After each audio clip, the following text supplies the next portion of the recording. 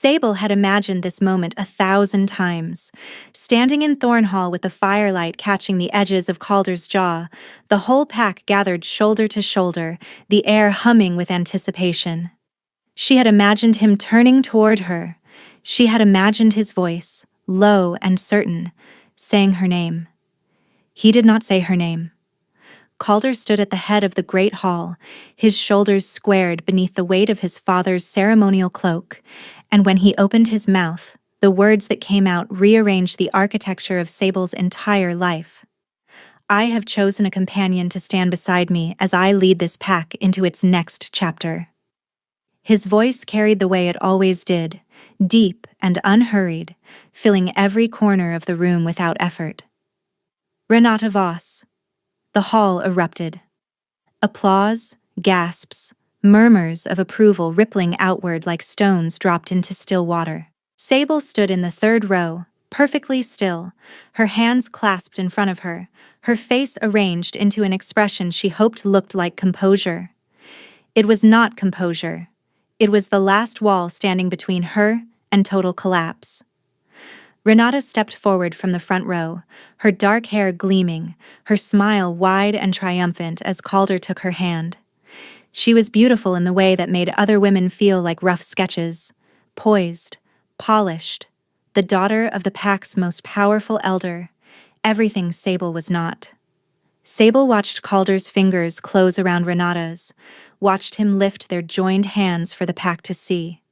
Watched the firelight dance across the sharp angles of his face while 300 wolves cheered. Her wolf howled inside her chest, a sound so raw and wretched it nearly clawed its way out of her throat. She bit down on the inside of her cheek until she tasted copper. Not here, not in front of everyone. Because Sable was not just any wolf in the crowd, she was Calder's mate. His true, fated, bond-sealed mate. And he knew it. He had known it for 11 months, ever since the night the bond had snapped into place between them with enough force to bring them both to their knees. 11 months of secret meetings in the hours before dawn. Months of his hands cradling her face, his voice low against her ear, whispering promises she had been fool enough to believe. No one can know yet, he had told her, again and again. The elders won't accept it. You're not from a founding line. Give me time. I'll find a way. She had given him time. She had given him everything. And now he stood in Thornhall, holding another woman's hand, and the time he had asked for had run out in the worst possible way. The nausea hit without warning. Sable pressed her fist against her stomach and forced herself to breathe through it. Not now. Please. Not now. But her body had stopped listening to her weeks ago, ever since the morning she had knelt over a basin in Thisbe's healing rooms and thrown up for the third day in a row. You're pregnant, Thisbe had told her, her weathered hands steady on Sable's shoulders. About 6 weeks along. 6 weeks, Calder's child, the Alpha's heir growing inside a woman he had just publicly replaced. No one in this hall knew. Not Calder, not Renata. Not the 300 wolves stamping their feet and raising their voices in celebration. Only Thisbe and Sable herself and the tiny, impossible life curled beneath her ribs. Sable looked at Calder one last time. Really looked at him. His jaw was set. His posture was flawless. He did not search the crowd for her. He did not glance in her direction. He did not hesitate. And that was what broke her. Not the announcement. Not Renata's gleaming smile, the fact that he did not even look for her. She turned and walked out of Thornhall. No one noticed. The cheering swallowed the sound of her footsteps, and the heavy oak doors swung shut behind her without a sound. The night air hit her face like cold water. She pressed her back against the stone wall outside and let the mask drop. Her hands were shaking, her vision blurred. A sob tore free from somewhere deep in her chest, and she clamped both hands over her mouth to muffle it. 11 months. She had wasted 11 months loving a man who had just chosen someone else, while she stood in the crowd like a stranger. While his child grew inside her. She was done. Sable pulled her hands away from her face, wiped her eyes with the heels of her palms, and straightened her spine. The trembling didn't stop, but that was fine. She could shake and still move. She could fall apart and still walk. And she was going to walk. She was going to take her things, leave Ashenmore before dawn, and disappear so completely that Calder Ashworth would never find her. He had made his choice. Now she would make hers. But first, she needed to see Thisbe. Because Thisbe was the only person in the world who knew what Sable was carrying, and the only person she trusted enough to say goodbye to. She pushed off the wall and started walking, her arms wrapped around her stomach, her chin lifted against the dark. The moon was half hidden behind clouds, and the path to the healing rooms was empty. Behind her, Thornhall blazed with golden light. She could still hear the celebration, muffled now, and Calder's voice rising above it, strong and sure and utterly unaware that the most important person in his life had just walked away, and she was never coming back. 2 hours earlier, the world had still made sense. Sable had spent the afternoon in Thisbe's healing rooms, grinding dried silverleaf into a fine powder while the old healer sorted through a delivery of fresh yarrow. The air smelled of dried rosemary and wood smoke, and pale autumn light filtered through the narrow windows. "You need to tell him," Thisbe said, not looking up from the yarrow. She said it the way she said everything, calm and certain and immovable. Sable's hands stilled on the mortar. "I will." "When?" "Soon." Thisbe made a sound that conveyed with remarkable efficiency that she did not believe a single syllable of that answer. "He's announcing something tonight," Sable offered. "At the gathering. Maybe after that." She resumed grinding, pressing the pestle in careful circles. "He said he's been working on something with the elders, a political move. He wouldn't tell me what, but he said once it's done, things will change." Thisbe looked up then, her gray eyes sharp beneath heavy brows. "Change how?" "He said he'll have more power to make decisions without the council's approval." Sable paused, and despite everything, a flicker of hope lit in her chest. Maybe this is it.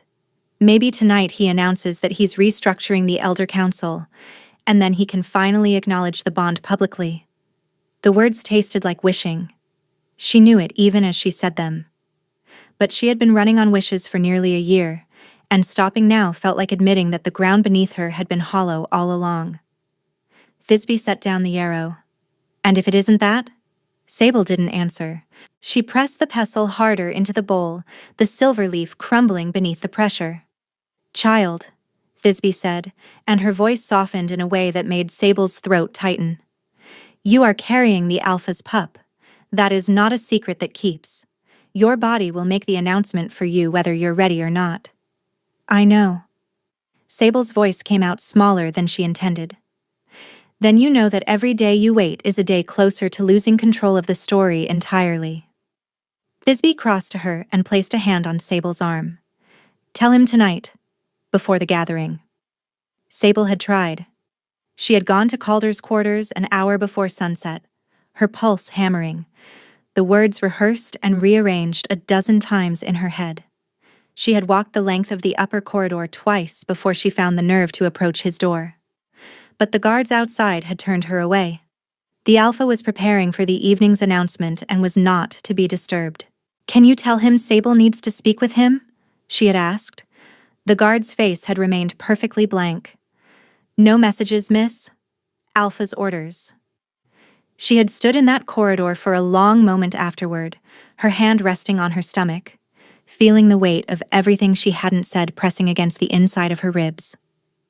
"I'll find him after," she had told herself. "After the gathering, when the crowd has gone and it's just us, I'll tell him everything." She had dressed carefully, not in anything fine because she didn't own anything fine, but she had braided her hair and put on the dark green dress Thisbe had helped her mend last winter.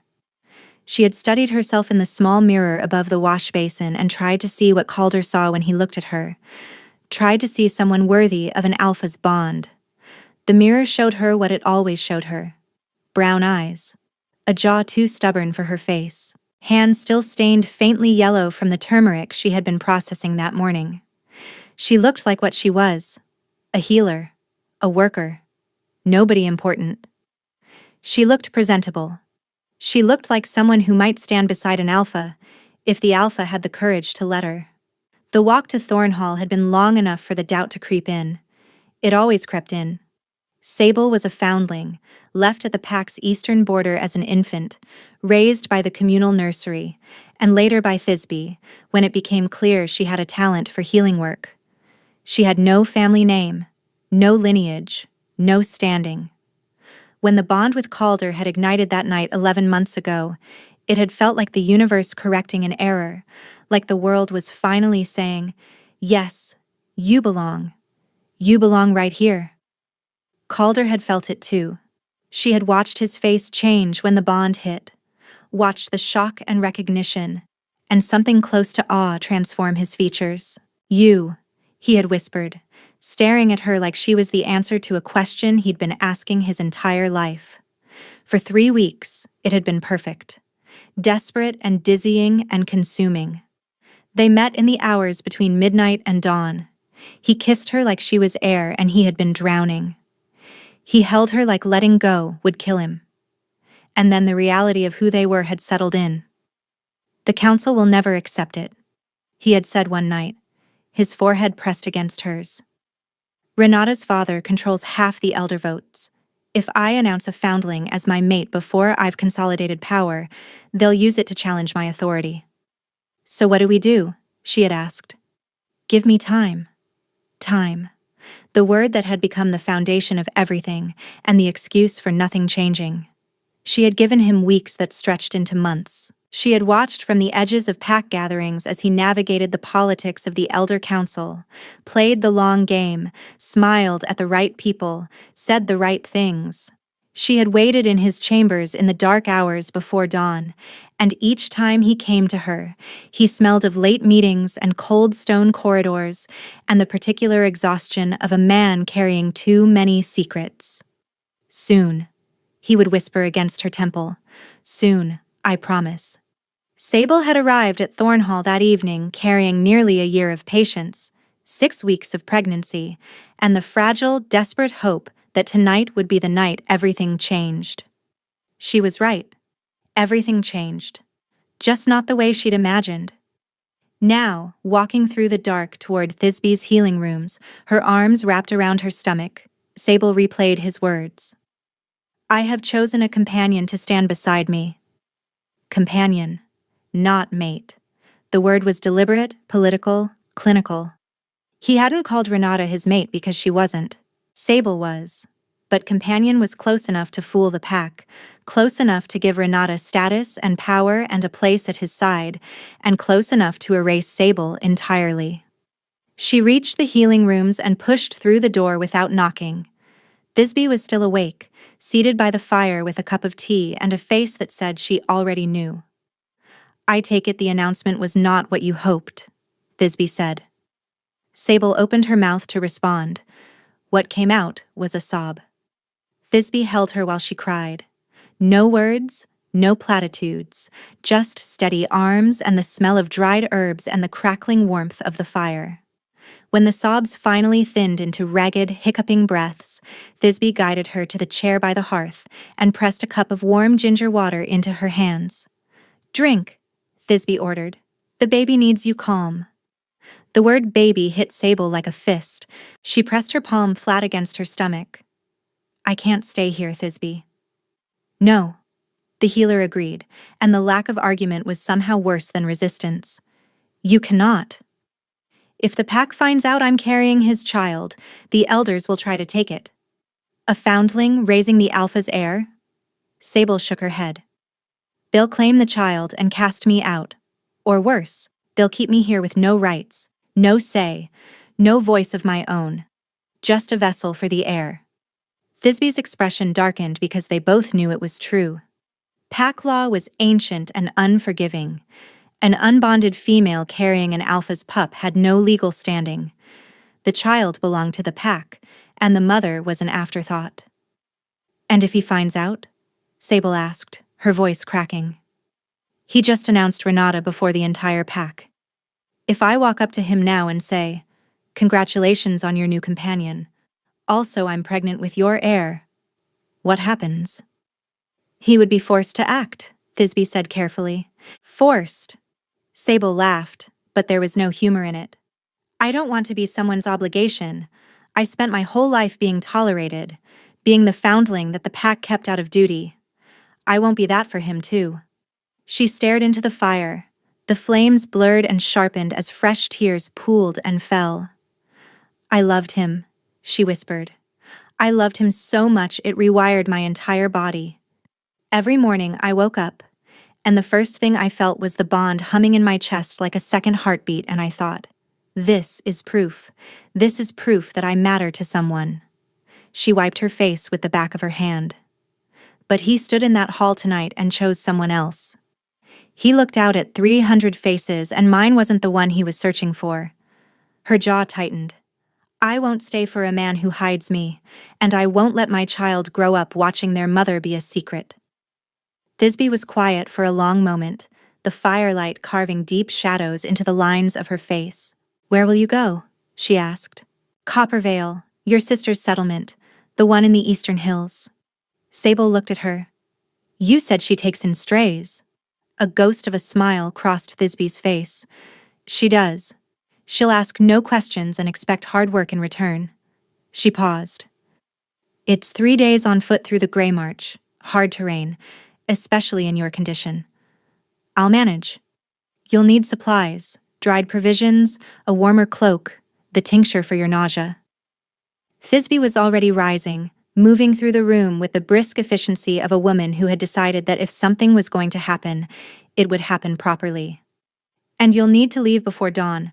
Once the celebration ends, Calder will dismiss the court and retire. If he reaches for the bond and senses you pulling away from the territory, he'll come looking. Sable's stomach lurched. Can he feel that? Can he feel me through the bond at that distance? Thisbe hesitated, her hand stilling on a jar of dried mint. The bond between true mates is not a gentle thing, child. It's a living thread. When you leave, he'll feel it stretch. When you cross the territory border, he'll feel it pull. And if you go far enough... She trailed off. It'll hurt, Sable finished. Both of you, Thisbe confirmed. But it won't break. Only rejection or death severs a true bond. Sable closed her eyes. She could feel it right now. That golden thread in her chest, warm and steady, connecting her to a man who was probably standing in Thornhall at this very moment with Renata's hand in his, accepting the congratulations of wolves who didn't know the truth. She wanted to grab that thread and rip it out with her bare hands, but she couldn't. So she would do the next best thing. She would walk until it stretched so thin he could barely feel her, and then she would build a life on the other end of it. A life that didn't include him. Thisbe packed the bag in silence. Dried venison, hard bread, a pouch of medicinal herbs, the nausea tincture, a heavier cloak lined with rabbit fur. She worked quickly, her movements practiced, but Sable noticed the slight tremor in the old healer's hands.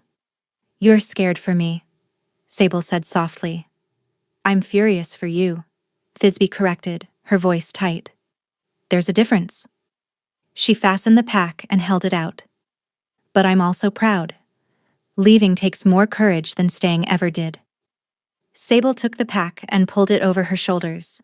It was heavier than she expected, but the weight felt grounding. Real. A physical reminder that she was doing this. Thisbe crossed to the workbench and picked up a folded piece of parchment. Give this to my sister.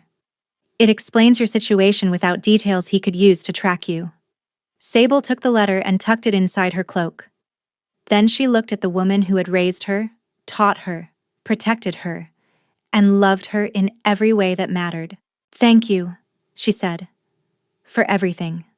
Thisbe pulled her into a fierce embrace. You listen to me, she said against Sable's hair. You are not a foundling. You are not a secret. You are a healer. A mother and a wolf with more spine than any alpha I've ever met. Don't you dare forget that. Sable held on for one more breath, then she let go. She slipped out through the eastern gate while the celebration was still roaring in Thornhall. The guards were thin on this side of the grounds, most of them drawn to the main hall for the festivities. The autumn air was sharp and clean, and the gray march stretched out ahead of her, dark and vast beneath the half-hidden moon. She didn't look back. 300 wolves celebrated inside those walls. An alpha toasted his future with the wrong woman at his side. And somewhere in the eastern wing, a healing room sat empty, still smelling of ginger and goodbye. Sable walked into the dark, one hand on the strap of her pack, the other pressed against her stomach. 2 heartbeats, hers and the tiny one beneath her ribs. That was enough. That would have to be enough. She was halfway across the first ridge when the bond in her chest pulsed. A sharp, confused tug, like something had noticed her absence, like someone had reached for her in the dark and found empty air. Sable gritted her teeth and kept walking. Calder did not notice she was gone until the celebration ended. The hall had emptied slowly, wolves filtering out in clusters, voices loose with drink and satisfaction. Renata had stayed at his side the entire evening, her fingers resting on his forearm with a proprietary ease that made his skin crawl beneath the surface. He endured it the way he endured council meetings and diplomatic dinners, with a mask so practiced it had become a second face. That was the arrangement. Her father, Elder Voss, controlled the largest block of votes on the council. Without his support, Calder's proposed territorial expansion into the unclaimed Grey March lowlands would be dead before it reached a vote. The pack needed that land. 3 harsh winters had thinned their hunting grounds to almost nothing, and the Ashenmoor wolves were going hungry. Renata was the price, a political companion, a strategic alliance dressed in ceremony and firelight. It meant nothing. He had told himself that all evening, standing in front of 300 wolves with a woman on his arm who was not his mate. It meant nothing because the only thing that meant anything was waiting for him in the quiet hours afterward. Sable. The name moved through him like a pulse, like breath. He had felt her presence in the hall earlier, a faint hum of warmth through the bond that told him she was close. He hadn't dared look for her.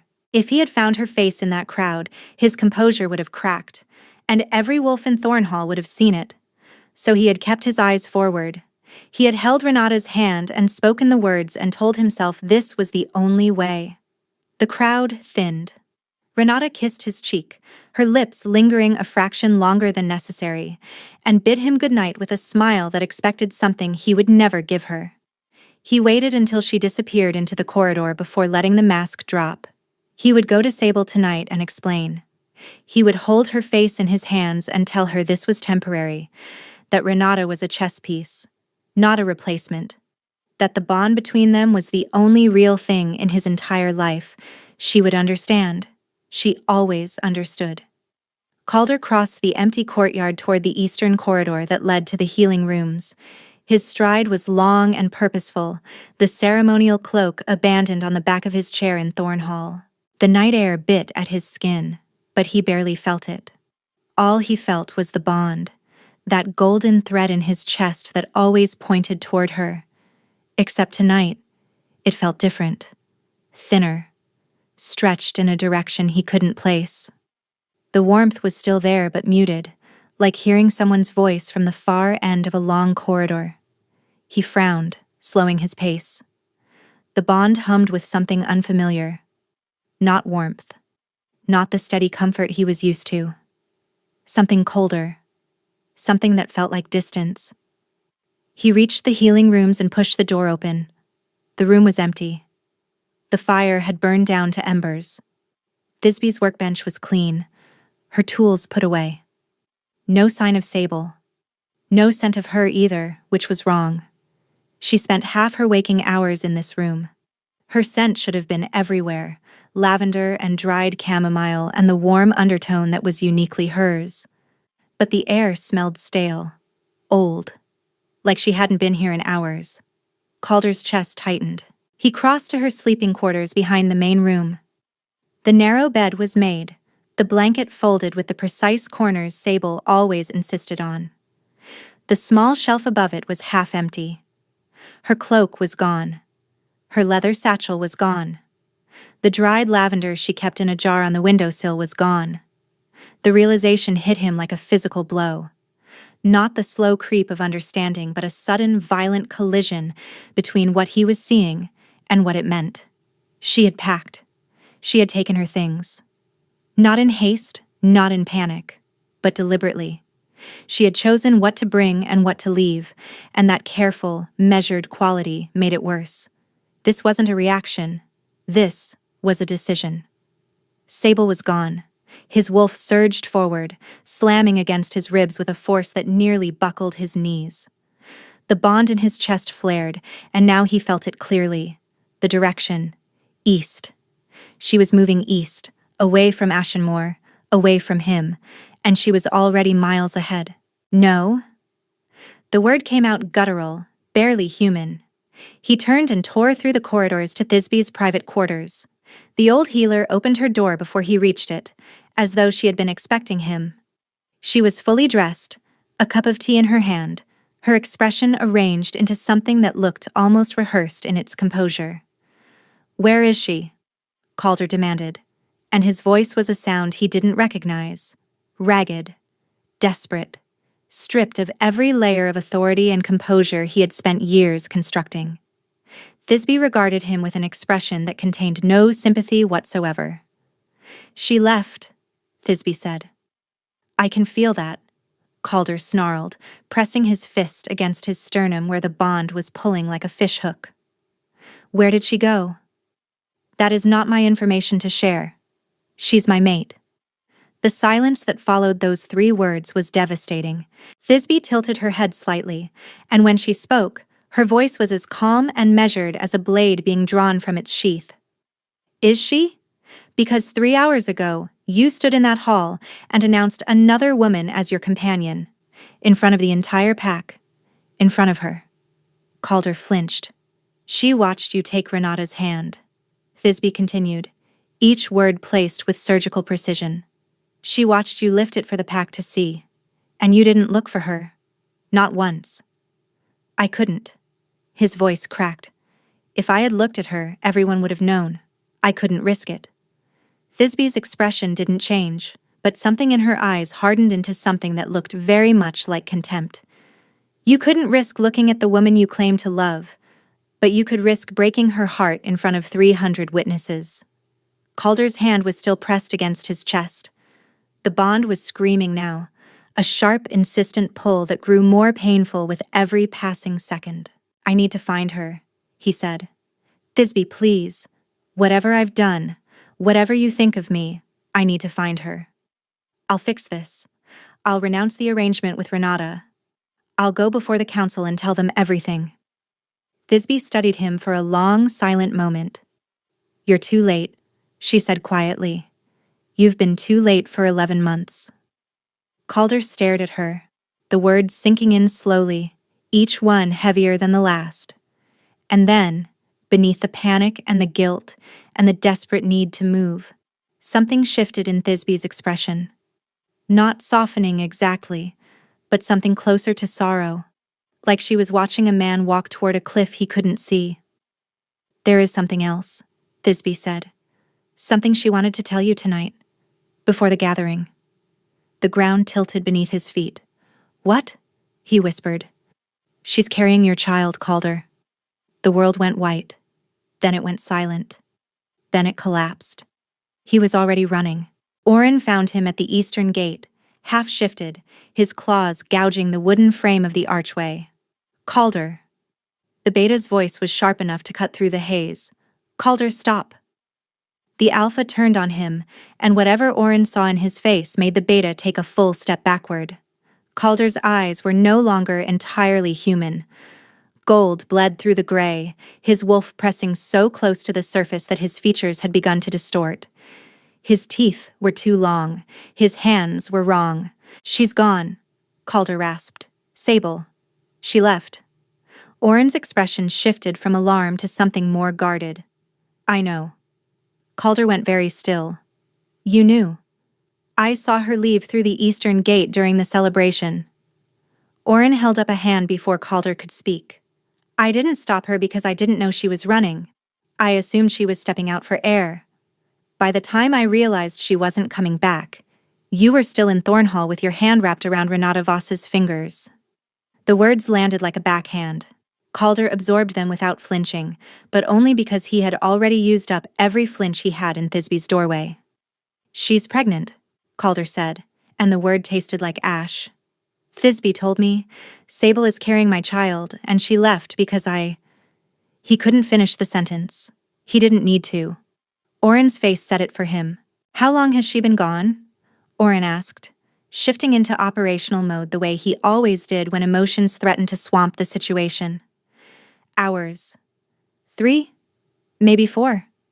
She's heading east through the Grey March. On foot? Calder nodded, his jaw clenched so tight it ached. Oren exhaled through his nose.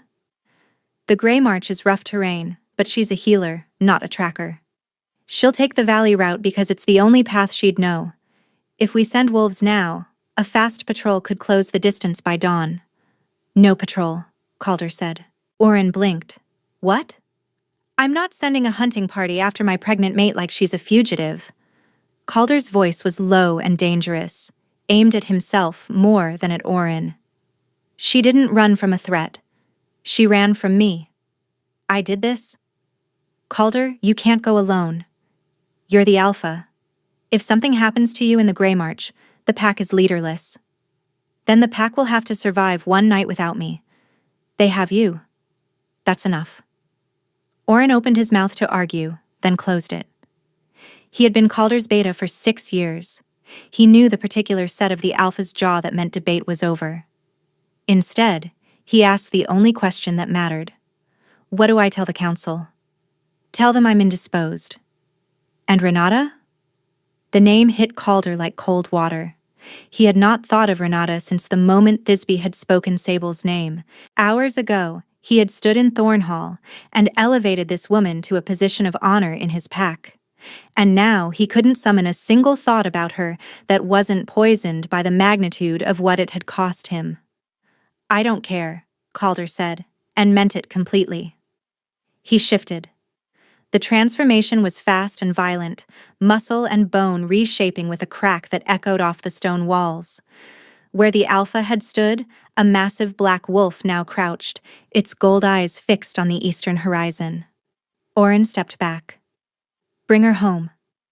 The wolf was already gone, moving like a shadow through the gate and into the dark, its nose to the ground, following a scent trail that lit up his senses like fire. Sable's scent. Lavender. Wood smoke, ginger water. And beneath it all, something new. Something delicate and urgent and impossibly precious that he hadn't known before tonight but recognized instantly. The scent of his child. He ran. The Grey March at night was a maze of jagged ridgelines and narrow valleys choked with mist. The terrain was brutal. Loose shale gave way without warning, and the undergrowth was thick enough to slow even a wolf his size. But he didn't slow. He crashed through it with a recklessness that would have horrified Oren, driven by the bond in his chest that pulled him forward like a rope tied around his ribs. She was ahead of him. He could feel her through the bond, a faint pulse growing steadily stronger with every mile he closed. She was tired. He could feel that too, an echo of exhaustion that wasn't his own, filtering through the connection like water through cracks in stone. And beneath the exhaustion, something else. Grief. Deep and quiet and resigned. Not the sharp grief of shock, but the heavy, settled grief of someone who had already done their crying and come out the other side into something flatter and more permanent. The grief of a woman who had stopped hoping. It nearly broke his stride. He had done this. Every ounce of that grief was his creation. He had taken the one person in the world who trusted him completely and given her a front-row seat to her own erasure. He had held another woman's hand and smiled for the crowd and told himself it was strategy, told himself the end justified the means, told himself Sable would understand because she always understood. But understanding wasn't the same as enduring, and he had asked her to endure too much. The first light of dawn was seeping through the trees when he found the place where she had stopped to rest. A shallow overhang in the rock face, sheltered from the wind. The remnants of a small fire, carefully extinguished. the impression of her body in the soft earth where she had curled on her side. He shifted back to human form and crouched beside the cold ashes. He pressed his palm into the indent her body had left in the earth. It was still faintly warm. She was gone, already moving again. But she was close now. The bond hummed with proximity, and her scent trail was so fresh it burned. He pressed forward on foot through the narrowing valley, his bare feet silent on cold stone. And then he heard something else. A sound that stopped his heart. A scream. Sable had not planned to scream. She had planned to be brave and silent and efficient, the way she had been her entire life. Cross the Grey March, reach Coppervale, start over. Simple. But the ground had given way beneath her foot without warning, a section of trail that looked solid but wasn't. The shale crumbled, and her ankle twisted hard to the right, and the pain that shot up her leg was sharp enough to steal her breath. She went down. Her knees hit stone, her palms scraped against loose rock, and the pack on her shoulders pitched forward, throwing her off balance. She caught herself before her stomach hit the ground, her arms locking straight, every instinct screaming to protect what was inside her. The scream escaped before she could stop it. Not from the ankle, from the terror. The blinding animal terror that the fall might have hurt the baby. She lay still for a moment, breathing hard, her forehead pressed against cold stone. Her ankle throbbed, her palms were bleeding, but beneath her ribs, she felt it. That tiny second heartbeat, faint and steady and unbothered by the chaos above. Still there. Still safe. A sob of relief tore through her, and she pressed both hands against her stomach. "I'm sorry," she whispered. "I'm so sorry. I'll be more careful. I promise." She sat up slowly, hissing through her teeth as her ankle protested. It wasn't broken. She could tell from the way the pain moved.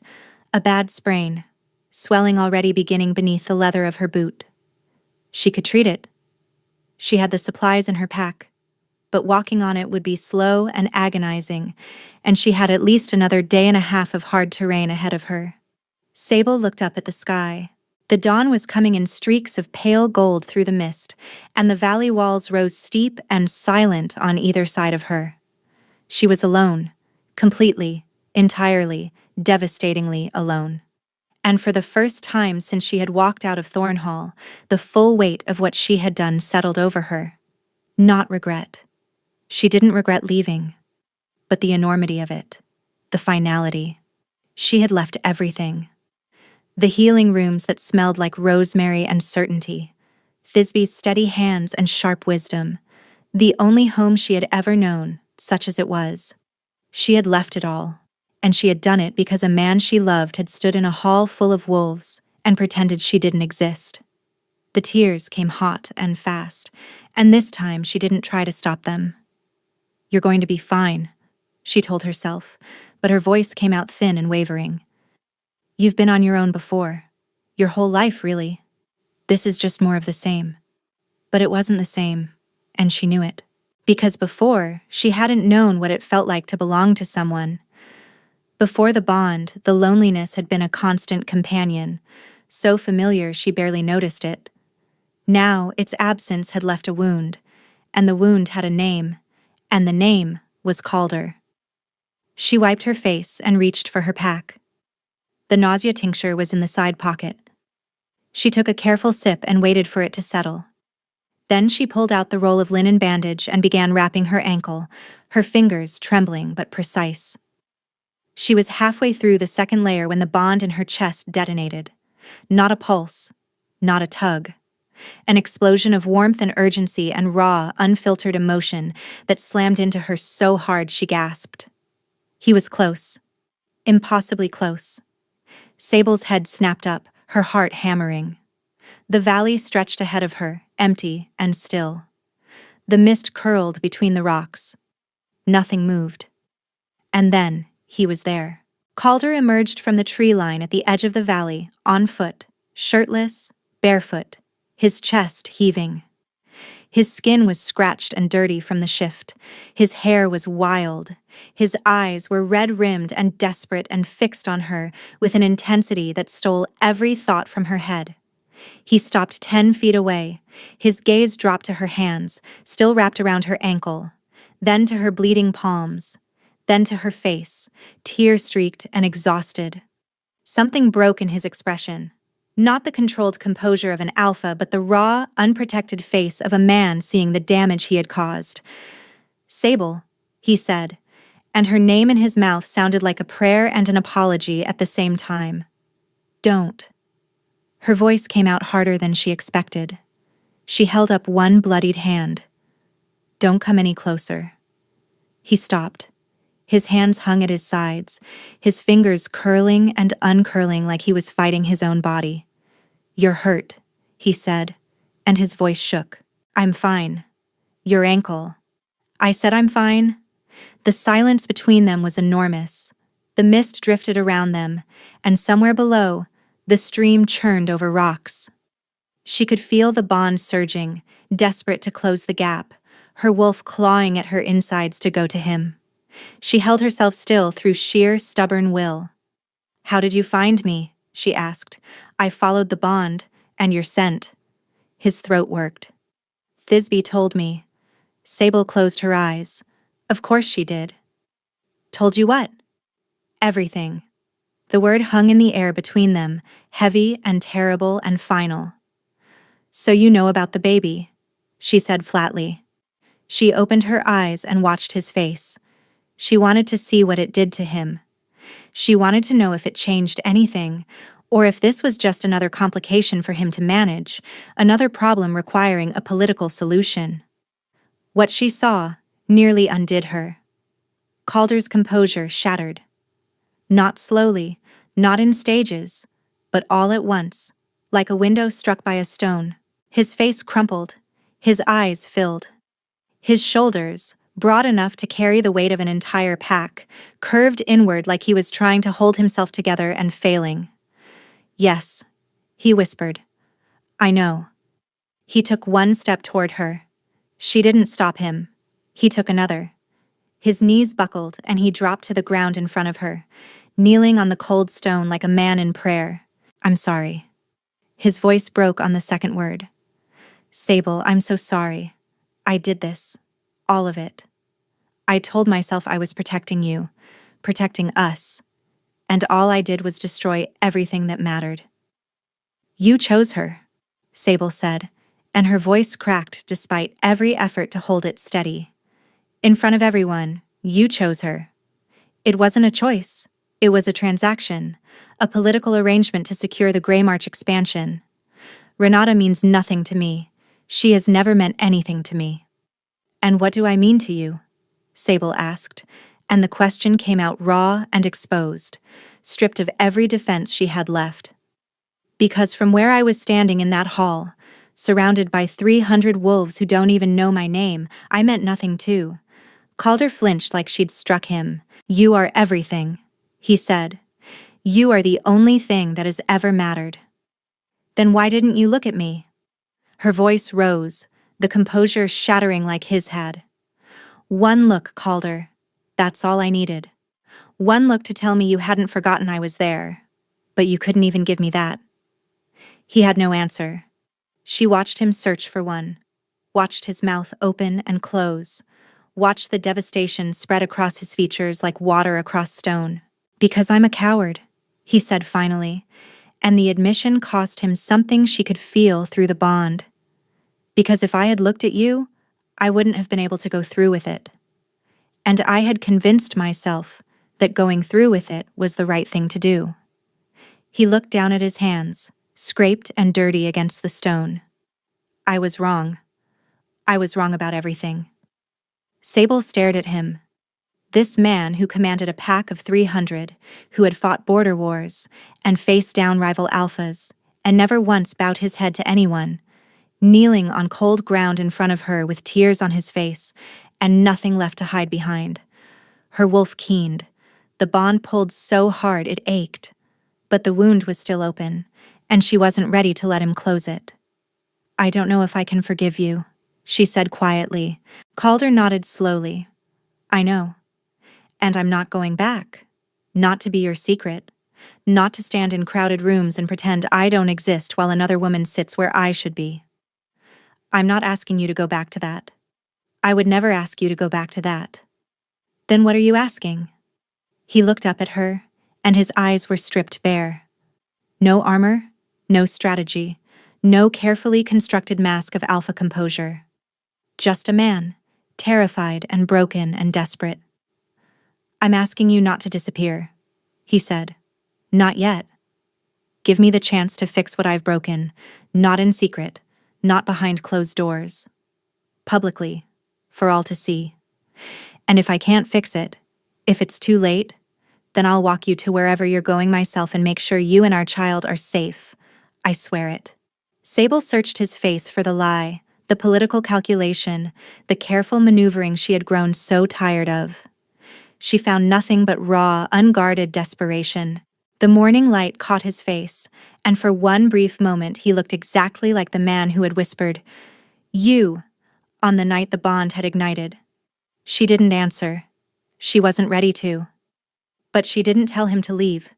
He wrapped her ankle first. Neither of them spoke while he worked.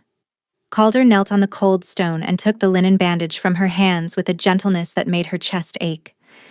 His fingers, scarred and calloused and twice the size of hers, moved with surprising care. He unwound the loose wrapping she had started and began again, supporting her heel in one palm while the other wound the fabric in smooth, practiced layers. Sable watched his hands and tried not to feel what the bond was flooding through her. Relief. Anguish. A tenderness so fierce it bordered on pain. Too tight? He asked without looking up. No. He finished the wrap and rested her foot carefully on the ground. Then he sat back on his heels and looked at her, and the rawness in his face hadn't faded. If anything, it had deepened.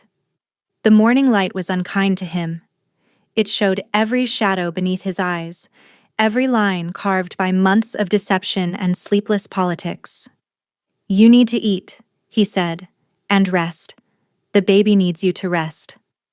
The word baby in his mouth did something complicated to her heart. He said it like it was sacred, like it was the most important word he had ever spoken. I have food in my pack, she said. Then eat. Please. She ate. Dried venison and hard bread, washed down with ginger water. He sat across from her and didn't eat, didn't ask for anything, just watched her with that devastated, attentive expression like she might vanish if he looked away. You need to eat too, she said. I'm fine. You ran through the Grey March all night in wolf form. You're not fine. He accepted the dried venison she held out without argument. They ate in silence, facing each other across 3 feet of cold stone, the bond humming between them like a wire pulled taut. What happens now? Sable asked when the silence had stretched long enough. Calder set down the strip of venison and met her eyes. I go back to Ashenmoor. I stand before the Elder Council and I tell them the truth. All of it. They'll try to remove you. Let them try. Elder Voss will withdraw his support. The Grey March expansion dies. I don't care. Your pack is going hungry, Calder. You told me yourself. 3 bad winters. Shrinking hunting grounds. That expansion isn't vanity. People will starve. His jaw tightened. She watched the conflict move through him, the same impossible calculus that had driven every decision he had made for the past year. Pack survival versus personal truth. Duty versus love. The needs of 300 wolves versus the needs of 1. I'll find another way, he said. I'll negotiate directly with the neighboring territories. I'll petition the High Council for emergency access to the Grey March lowlands. I'll do whatever it takes, but I won't do it at the cost of you. Not anymore. Sable studied him. She wanted to believe it. Every cell in her body wanted to believe it. The bond was practically screaming at her to close the distance between them and let him hold her. But wanting to believe and trusting were 2 different things. You said give me time nearly a year ago, she said quietly. You said you'd find a way. And tonight, you chose someone else, in that same hall. The words hit him exactly where she aimed them. She watched him absorb the blow without defending himself. I know, he said. I know I've given you no reason to trust anything I say, but I'm not asking you to trust my words. He leaned forward slightly. Come back. Watch what I do. And if my actions don't match what I'm telling you right now, then you walk away, and I won't follow. I'll help you disappear. I'll make sure you and the baby have everything you need. I swear it on the bond. Swearing on the bond was not a small thing. Among wolves, it was the heaviest oath that existed. A lie sworn on the bond would poison it, would turn the golden thread between them into something toxic and corrosive. No wolf made that promise lightly. Sable looked at him for a long time.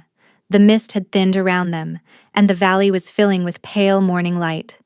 She could hear birds now, the first tentative calls of dawn, and the stream below had softened from a roar to a murmur. If I come back, she said slowly, I don't come back as your secret. I walk into Ashenmoor beside you, through the front gate, in daylight. Something flickered in his eyes. Not hesitation, recognition. Like he was seeing the woman he had fallen in love with, the one who had never once asked for less than she deserved until he had taught her to. Through the front gate, he repeated, in daylight, beside me. And Renata? I'll speak to her first, before we arrive. She deserves honesty, even if she was part of an arrangement. He paused. She'll be furious. Her father will be worse. I know. He held her gaze. I don't care. Sable bit her lip. The bond thrummed. Her wolf pressed forward, urgent and aching. She held out her hand. Calder stared at it for a moment, like he was afraid it would disappear. Then he took it. His fingers closed around hers, warm and rough, and shaking slightly, and the bond between them flared so bright she felt it in her teeth. Neither of them let go. They reached Ashenmoor by late afternoon. Sable walked through the front gate beside Calder, her hand in his, her chin lifted, her borrowed cloak pushed back from her shoulders so every wolf they passed could see exactly who she was. Her ankle throbbed with every step, but she refused to limp. Not today. The stares began immediately. Wolves stopped mid-conversation, their heads turning, their nostrils flaring as they caught the scent of the alpha's bond on her skin.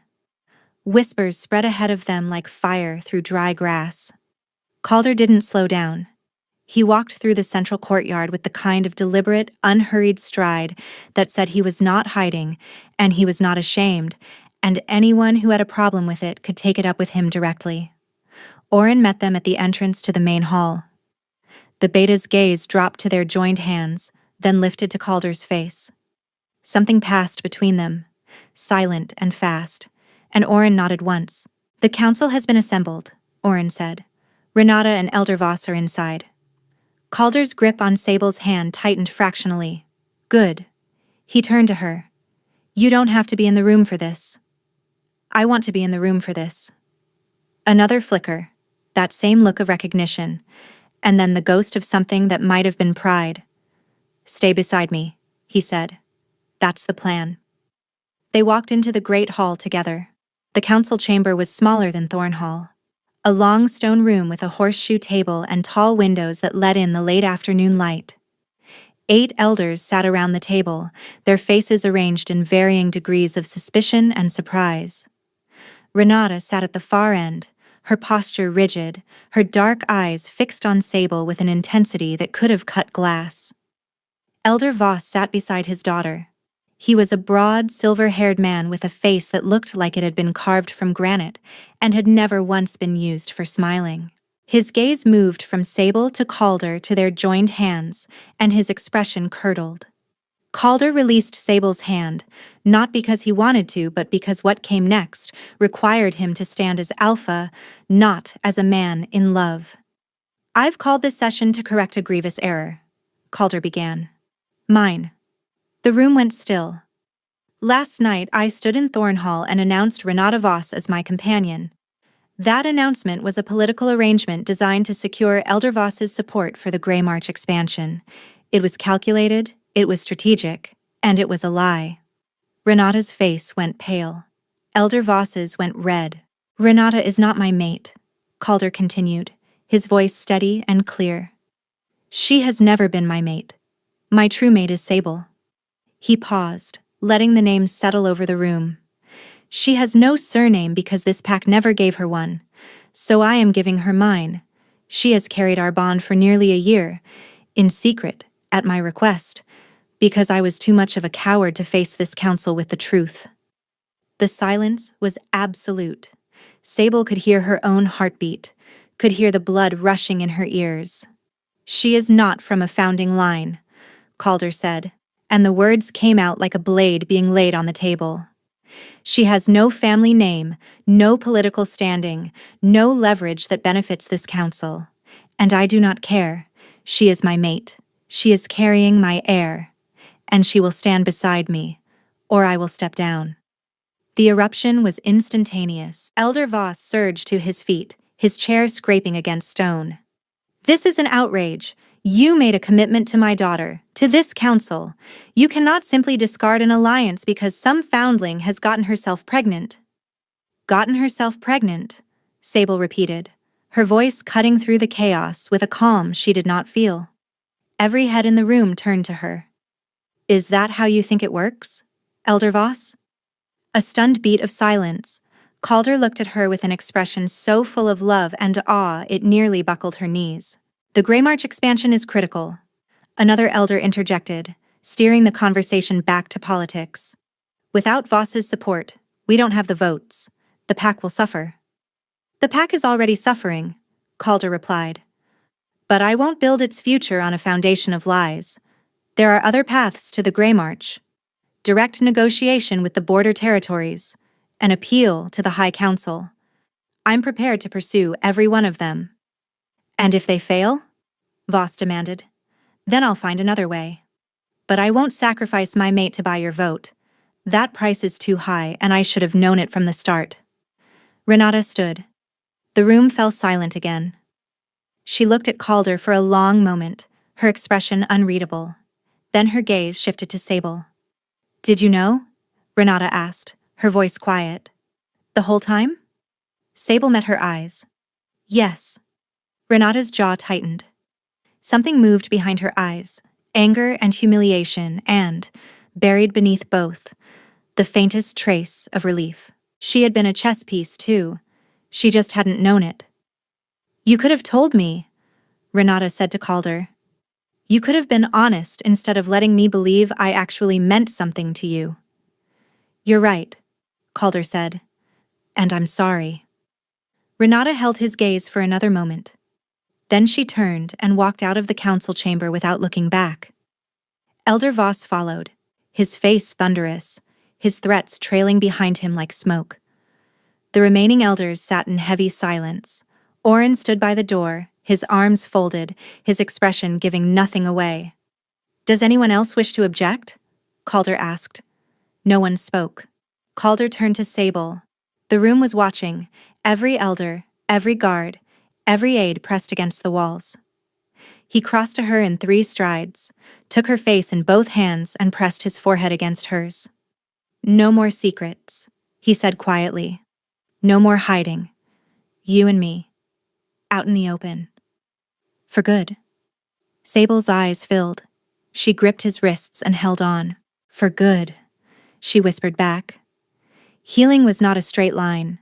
The Elder Council fractured. Voss pulled his support, and the Grey March expansion stalled for months. Calder spent long nights in negotiation with border territories, trading concessions and favors with the kind of relentless patience that only a desperate alpha could sustain. It was grueling, ugly, political work, and it produced results, slowly. But it produced results. The first hunting parties crossed into the Grey March lowlands by late winter, and by spring, the pack's food stores were fuller than they had been in 3 years. Calder had found another way, just as he had promised. Renata never forgave him, and Sable didn't blame her. Some wounds weren't meant to heal clean. But the whispers about the foundling queen faded over time, replaced by quieter observations. That the alpha's mate had steady hands and knew how to treat a fever. That she ran the expanded healing rooms with Thisbe's precision and her own stubborn warmth. That the alpha, who had once been cold and calculating and impossible to read, now laughed in the corridors and smiled at council meetings and looked at his mate like she had rearranged the stars. Their daughter was born on a morning in early summer, red-faced and furious and perfect. Calder held her for the first time with hands that shook so badly Sable had to guide his arms into position. "She's so small," he whispered, terrified. "What if I break her?" "You won't break her," Sable said, exhausted and radiant, watching the most powerful alpha in the territory come completely undone over 7 pounds of screaming infant. He looked up at her, his daughter cradled against his chest, his eyes bright with tears. "Thank you," he said, "for not letting me lose you." Sable reached up and touched his face. "You almost did." "I know." His voice was rough, honest, stripped of pretense. "I'll spend the rest of my life making sure I never come that close again." She believed him, not because the words were pretty, but because every day for the past 9 months, his actions had matched them. Every single day. That night, the pack gathered in Thornhall, the same hall where he had once held the wrong woman's hand, the same hall where Sable had stood in the 3rd row and felt her heart crack down the center. Now she sat beside him at the head of the table, their daughter asleep in her arms, the bond between them humming steady and golden and warm. Calder looked at her across the firelight and she looked back, and neither of them needed to say a word. The hall was full of wolves, and every single one of them knew her name.